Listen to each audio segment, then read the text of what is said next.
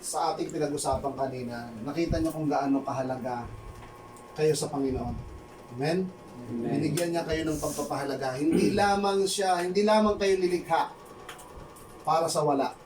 Hindi tayo nilikha ng Diyos para lang mapahamak. Amen. No? Kundi makasama natin ang Diyos kapag wala na tayo dito sa mundo. Alam niyo po ba na ang Diyos, ang Panginoon ay kumakatok sa inyong puso ngayon? Kung babasahin natin ang 3:20 ng pahayag, ibig sabihin dito sa last sulat ng ating ng Diyos sa pahayag chapter 3 verse 20. Ito po ang nakasulat, pakinggan mo natin. Tingnan mo, nakatayo ako at kumakatok sa pintuan. Kung diringgin ninuman ang aking tinig at bubuksan ang pinto, papasok ako at kakain akong kasalo niya. May spiritual meaning po ito. Hindi naman po ibig sabihin ay bubuksan ng sisirain ng Diyos ang puso. Hindi po yun ang ibig sabihin. Ibig sabihin, nangusap ang Panginoon sa inyo sa hapong ito. Ang sabi niya, kung papapasukin mo ako sa iyong puso, magkasama tayong magkasalo sa hapagkainan. Ano pong ibig sabihin? Namamanik po ang Lord sa buhay mo. Handa ba ninyong papasukin ang Panginoong Hesus sa inyong puso? Opo.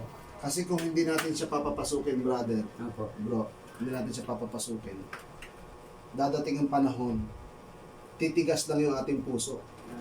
At kapag makakarinig tayo ng mga salita patungkol sa kanyang mga magagandang balita, hindi na natin papansinin. This is the right time. Dumating na ang kaligtasan ngayong araw sa tahanan. Amen. Amen. Sa pangalan ng Panginoon. Alam niyo ba ang daan papuntang langit? Yes. Sino ang daan? Kuya Angelo, alam daw niya, saan nga ang daan ng langit? Paano daw? Paano tayo makakapunta doon? Anong pangalan? Kasi kailangan specific tayo. Di pa nila alam ha. Sabi mo paano saan daw ang daan. Paano ba tayo makakapunta sa langit? Paano Alam niyo daw? ba ang daan? Hindi pa niyo daw, alam ang opo. daan. Kapag may pumunta dito, ako, halimbawa, si Brother Serens, tumayo dito. Pag sinabi ko, ako lamang ang daan papunta sa langit, maliligtas ka. Huwag po kayong maniniwala. Kapag may tao, sabi pa nga sa Bible, kahit anghel na magsalita, kapag sinabi niya, ako'y anghel, galing doon sa langit, ang pangalan ko ay, ano ba pangalan ng mga anghel? Ang pangalan ko ay si San Miguel. Ang pangalan ko ay sino? Yung Hindi mga si San anghel, Si Mark Angel. Mark Angel.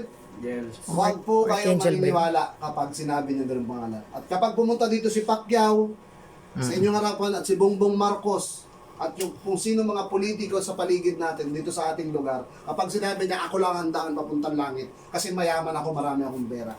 Hindi po totoo yun. Huwag po kayong maniniwala. Nagagawa ng pairing. Tama. Ang katotohanan kung sino ang daan sa papuntang langit, makikita natin sa John 14:6. Juan 14:6 yan sa Tagalog. Itong Bible na to, Para sa ate, inyo. marunong magbasa? Yeah. Okay, sige. Kuya, John 14:6, laksan mo ha. Para marinig ng mga mama mo. Ito, John 14:6, ayan, laksan mo. Okay? Sumagot si Jesus, ako ang daan, ang katotohanan at Ang katotohanan. ang buhay, walang makakapunta sa Ama kundi sa pamamagitan kung Okay. ako Okay na yun. kilala ninyo. Ano sabi ng Lord? Sumagot, sino? Si Jesus. Ano sabi niya? Ano sabi niya? Narinig nyo? Ako ang daan, Ako ang daan, ang katotohanan, katotohanan at ang buhay.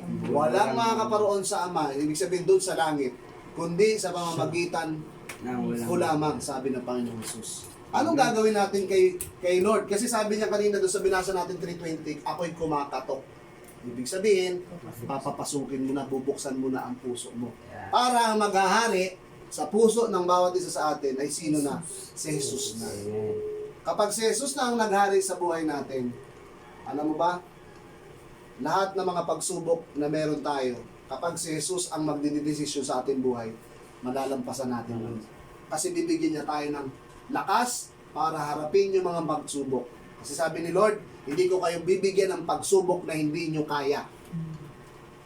Tapat ako.